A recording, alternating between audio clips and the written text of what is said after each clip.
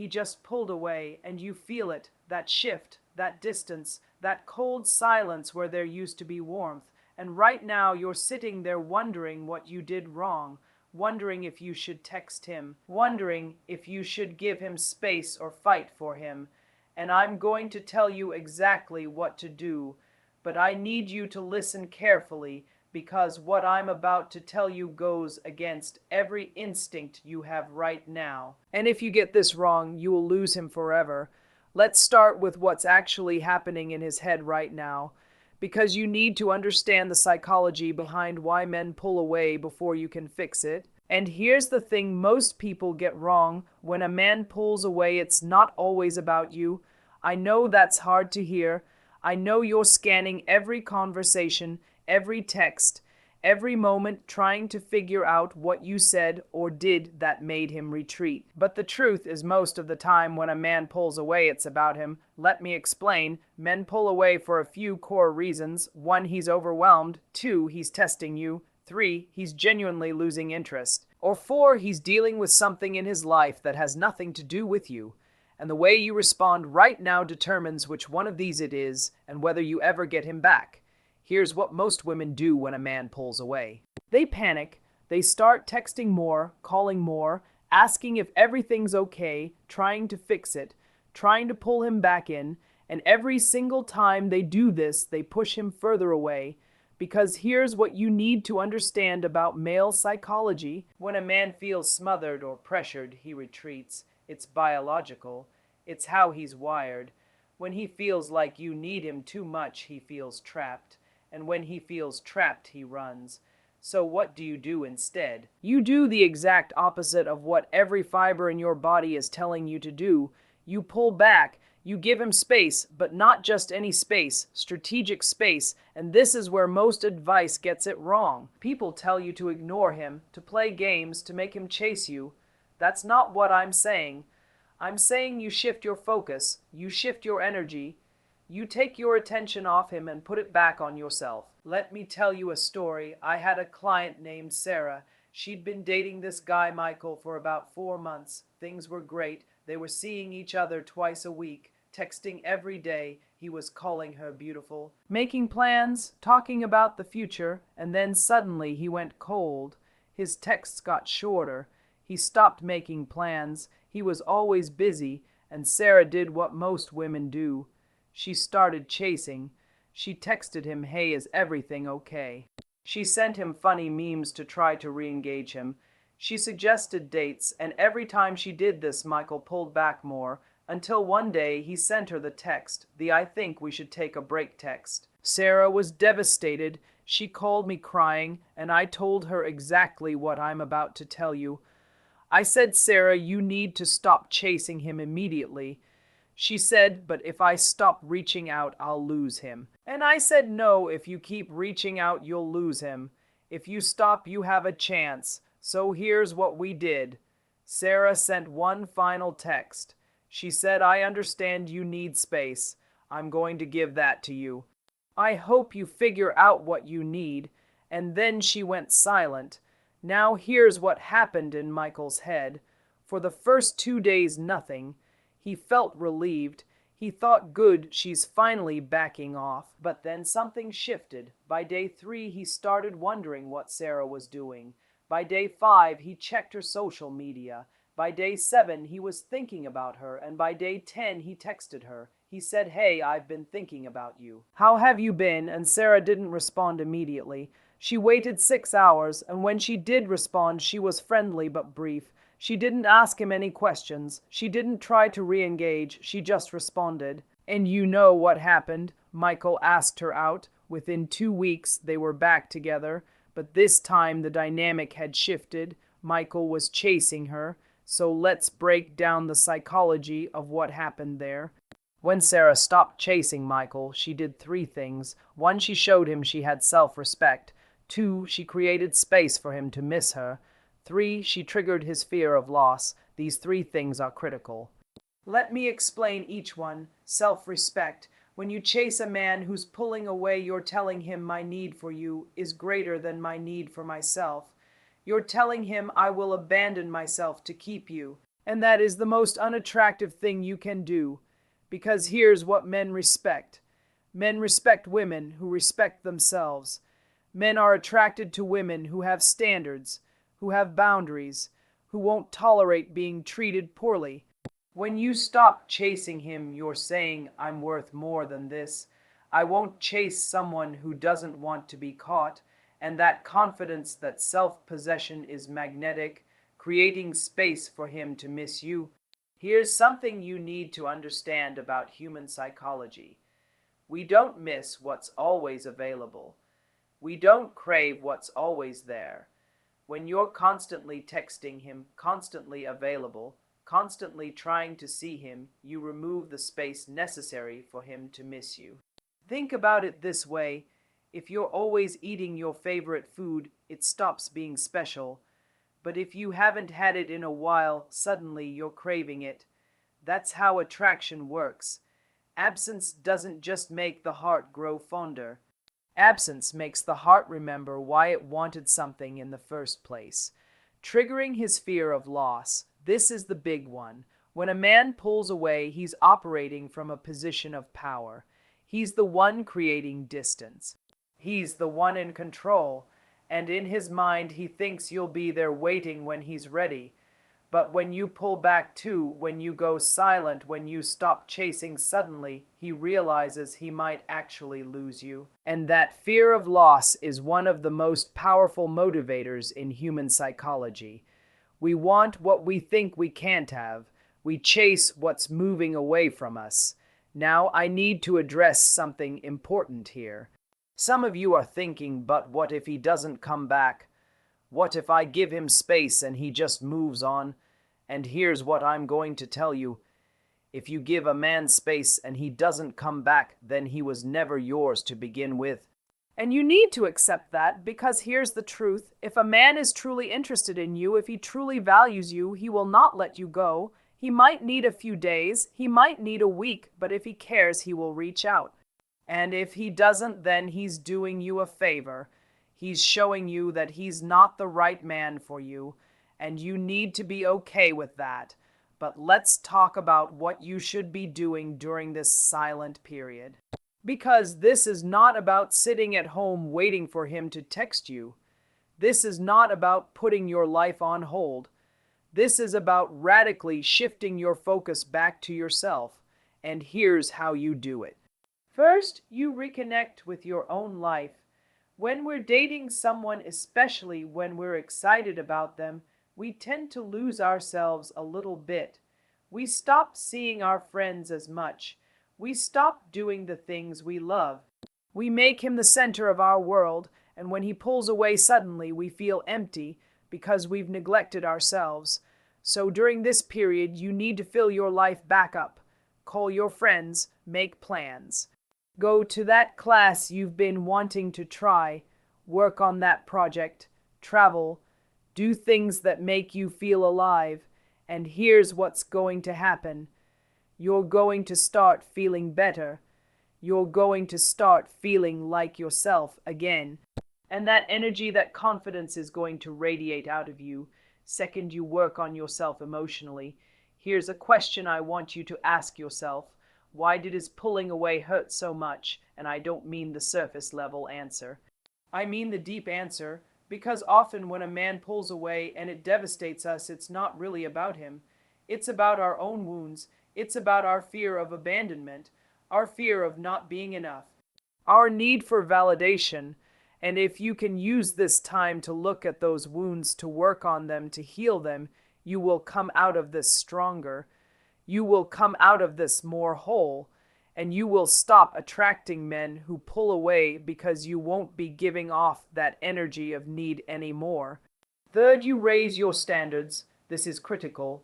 When a man pulls away, it's easy to lower your standards, to think maybe I was asking for too much, maybe I should accept less, but that's exactly backwards.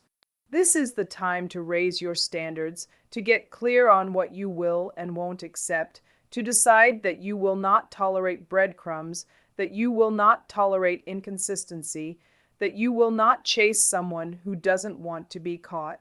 Because when you raise your standards, you start to attract higher quality men. You start to attract men who are consistent, who are available, who are ready for a real relationship. Now let's talk about what happens when he reaches back out. Because if you've done this right, if you've truly shifted your focus back to yourself, he probably will reach out. And this is where most women mess it up. He sends a text, "Hey, how have you been?" And immediately they're back to where they were. They're excited. They respond immediately. They're available whenever he wants. And just like that, all the progress they made is gone because he's learned nothing. He's learned that he can pull away and you'll still be there waiting for him. So here's what you do instead. When he reaches out, you respond, but you don't make it easy. You're friendly, but you're not overly enthusiastic. You don't ask him a million questions. You don't immediately suggest getting together. You respond on your timeline, not his. If he texts you at 2 in the afternoon, maybe you respond at 7 that night, not because you're playing games, but because you genuinely have a life. You're busy. You're doing things, and when you do respond, you keep it light, you keep it brief, you don't get into deep emotional conversations over text. And here's what you're watching for. You're watching to see if he's actually making an effort. Because talk is cheap. A text that says, "I miss you," doesn't mean anything if it's not followed by action. So you're watching to see if he asks you out, if he makes a plan, if he follows through, and if he does, then you can start to slowly re-engage. But you're doing it from a position of power now. You're doing it as a woman who knows her worth, who has options, who won't tolerate being treated poorly. Let me give you another example. I had a client named Jessica. She'd been seeing this guy, Ryan, for about 2 months. Things were going great until Ryan started pulling away. Jessica did everything right. She gave him space. She focused on herself. And after about 2 weeks, Ryan reached out. He said, "Hey, I've been thinking about you. I'm sorry I've been distant. Work has been crazy. Now here's where it gets interesting." Jessica responded, but she didn't let him off the hook that easy. She said, "Thanks for reaching out. I appreciate you being honest," but she didn't say it's okay. She didn't say I understand. She simply acknowledged his message, and then she waited to see what he would do next. Ryan asked her out for coffee, and Jessica said, "I'm actually pretty busy this week. How about next week?" Now, was Jessica actually busy? Maybe, but that's not the point. The point is she wasn't dropping everything to see him. She was making him work for it. And when they did finally meet up, Jessica was different. She was warm, she was friendly, but she wasn't needy. She wasn't asking him where things were going. She wasn't trying to lock him down. She was just present, just enjoying the moment, and Ryan felt it. He felt that she had shifted, that she wasn't chasing him anymore, and it made him want her more. But here's where Jessica really impressed me. After that coffee date, Ryan tried to go back to his old pattern. He texted her a few times, but he wasn't making concrete plans. And instead of falling back into the same pattern, Jessica called him out. She said, "Ryan, I had a nice time with you, but I'm looking for something more consistent. If you're not in a place to offer that right now, I understand. But I'm not interested in something casual," and she meant it. She was prepared to walk away, and you know what Ryan did. He stepped up. He said, "You're right. I want to see you more. Let me take you to dinner this weekend." And from that point on, Ryan was consistent. He made plans. He followed through because Jessica had shown him that she had standards, that she wouldn't accept less than she deserved. So let's talk about the different scenarios, because not every situation where a man pulls away is the same, and the way you respond should be tailored to what's actually happening. Let's start with the scenario where he's genuinely overwhelmed. Maybe he's dealing with work stress. Maybe he's dealing with family issues. Maybe he's going through something personal. In this scenario, he's not pulling away because of you. He's pulling away because he's in survival mode. And when men are in survival mode, they tend to retreat, they tend to isolate. It's how they process. Now, in this scenario, the rules are the same. You still give him space, you still focus on yourself. But you can also send one message of support. Something like, I can see you're going through a lot right now. I'm here if you need me, but I'm also going to give you space.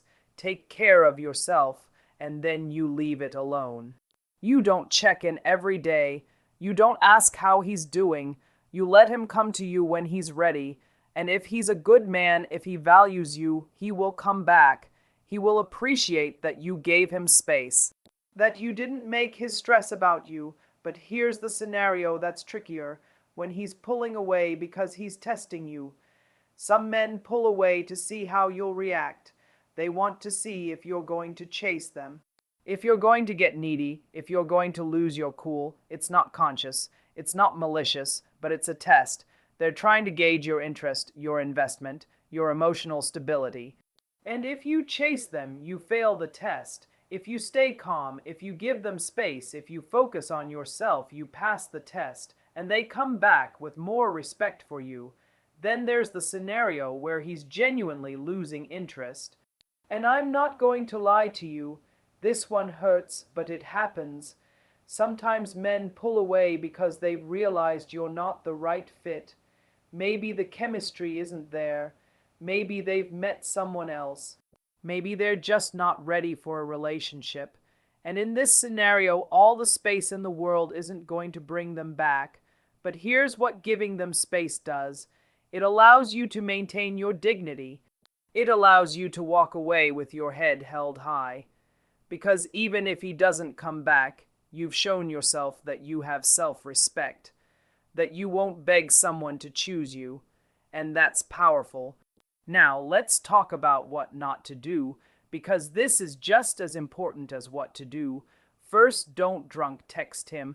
I know you're going to be tempted, especially on a Friday night when you've had a few drinks and you're feeling emotional. But do not text him. In fact, give your phone to a friend, delete his number, do whatever you have to do, because nothing good comes from a drunk text, nothing. Second, don't stalk his social media. I know you want to see what he's doing, who he's with, if he's moved on, but every time you check his social media, you're picking at a wound. You're keeping yourself stuck. You need to unfollow him, mute him, whatever it takes to stop yourself from looking. Because you can't heal while you're still obsessing over him. Third, don't try to make him jealous. Don't post thirst traps. Don't post pictures with other guys. Don't try to show him what he's missing. Because here's what happens when you do that. You look desperate. You look like you're trying too hard, and he knows it. Real power comes from genuinely moving on, from genuinely being happy without him, not from performing happiness to get a reaction. Fourth, don't bad-mouth him to mutual friends. I know you're hurt. I know you're angry. But the moment you start talking badly about him to people, you both know you look bitter. You look petty, and it will get back to him, and it will confirm in his mind that he made the right decision pulling away. So take the high road. Be classy. Be dignified. If people ask, just say we're taking some space or it didn't work out. And leave it at that. Now I want to address something that some of you might be thinking. You might be thinking this sounds like game playing. This sounds manipulative, and I want to be really clear. This is not about playing games. This is not about manipulating him. This is about having self-respect. This is about not abandoning yourself to chase someone who's walking away from you. Because here's the truth. If you have to manipulate someone into wanting you, they don't really want you, and you deserve better than that. What I'm teaching you is how to have boundaries, how to have standards, how to value yourself enough not to accept breadcrumbs. And yes, part of that involves understanding male psychology, understanding what makes men chase, what makes them value someone, but it's not manipulation, it's strategy, and there's a difference. Manipulation is trying to control someone else's behavior for your benefit. Strategy is controlling your own behavior for your benefit. See the difference. Let me tell you what happens when you truly embody this. When you truly focus on yourself instead of chasing him, you become magnetic. You become the kind of woman men chase because you're not needy, you're not desperate, you're not waiting around for a man to complete you. You're complete on your own, and that confidence, that self-possession, is the most attractive thing in the world. I see this all the time. Women come to me devastated because a man pulled away, and I tell them to do exactly what I'm telling you. Focus on yourself, give him space, raise your standards, and 6 months later they come back and they say, Matthew, I don't even care if he comes back anymore. I'm so happy with my life. I'm dating other people. I'm thriving, and you know what happens. Half the time the guy does come back, and she's moved on because she's realized she deserves better. That's the real goal here. The real goal is not to get him back. The real goal is to get yourself back, to remember who you are without him, to remember what you want, what you deserve, and if he comes back and he's shown you through his actions that he's worthy of another chance, then great. But if he doesn't come back, then you're still winning because you didn't lose yourself in the process. You didn't abandon your dignity to chase someone who didn't want to be caught. Let's talk about timing. Because I know some of you are wondering, how long do I wait? How long do I give him space before I reach out? And here's my answer. You don't reach out. You let him reach out. I don't care if it's been a week. I don't care if it's been a month. If he wants you, he will reach out. And if he doesn't, then you have your answer. Now I know that's hard to hear. I know you want to be the one to fix it, but trust me on this. The moment you reach out first, you lose all your power. You're back to chasing. You're back to showing him that you need him more than he needs you. But what if it's been 2 months and he hasn't reached out? Then you need to accept that it's over, and you need to move on. I know that's painful, but holding on to hope that he's going to come back is keeping you stuck. It's keeping you from being open to someone better. Someone who will choose you consistently, someone who won't pull away. Here's another scenario I get asked about all the time. What if we're in a committed relationship and he pulls away? The advice is the same. You give him space, you focus on yourself, but you also have a conversation. Because in a committed relationship, you have the right to ask what's going on. So you say, I've noticed you've been distant lately. Is everything okay? And you listen to what he says, but here's the key. You don't beg, you don't plead, you don't try to convince him to stay. You simply say, I care about you, but I also need someone who's all in. So if you need space to figure out what you want, I'll give you that. But I won't wait forever, and then you mean it. You set a boundary, and you stick to it. I had a client named Amanda who was in a 3-year relationship. Her boyfriend started pulling away. He stopped making plans with her. He was always working late. He was distant, and Amanda confronted him. She said, I need to know if you still want this relationship. And he said, I don't know. I'm confused. Now most women would have panicked. Most women would have tried to convince him. But Amanda said, okay, I'm going to give you 2 weeks to figure it out. But after 2 weeks, I need an answer. And if your answer is that you're still confused, then I'm going to take that as a no, and I'm going to move on. And you know what happened. Her boyfriend panicked because suddenly he realized he might actually lose her. And within 3 days, he came back and said, I don't need 2 weeks. I know I want this. I'm sorry I've been distant. Let's work on this together. But here's the thing. If Amanda hadn't set that boundary, if she had just accepted his confusion, he would have kept her in limbo indefinitely. Men will keep you in limbo as long as you let them. So let's talk about what to look for when he does come back, because this is critical. You need to make sure that he's actually changed, that he's not just coming back because he's bored, or because he's lonely, or because he wants attention. So here's what you look for: consistency. Is he showing up consistently? Is he calling when he says he's going to call? Is he making plans and following through? Or is he back to the same old pattern of being hot and cold? Effort. Is he making an effort to see you, to spend time with you, to make you feel valued? Or is he expecting you to do all the work?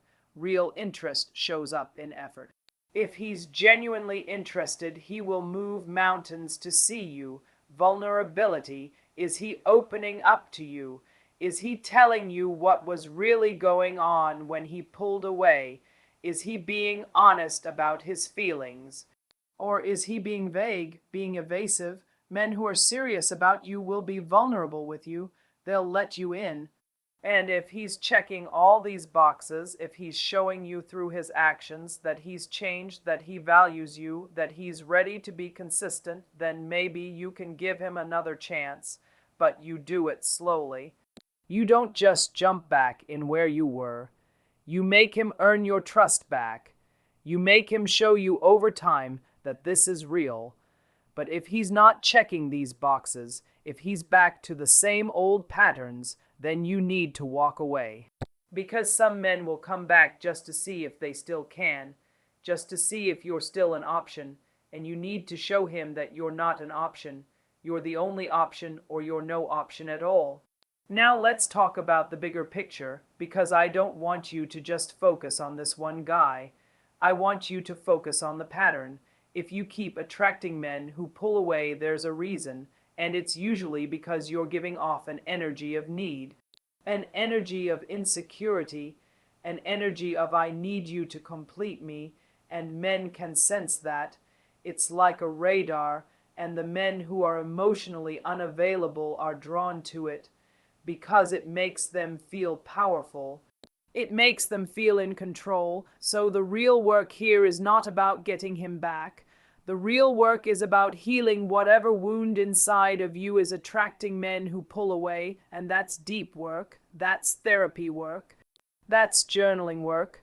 That's looking at your childhood, looking at your past relationships, looking at your patterns, and asking yourself, why do I keep choosing men who aren't available?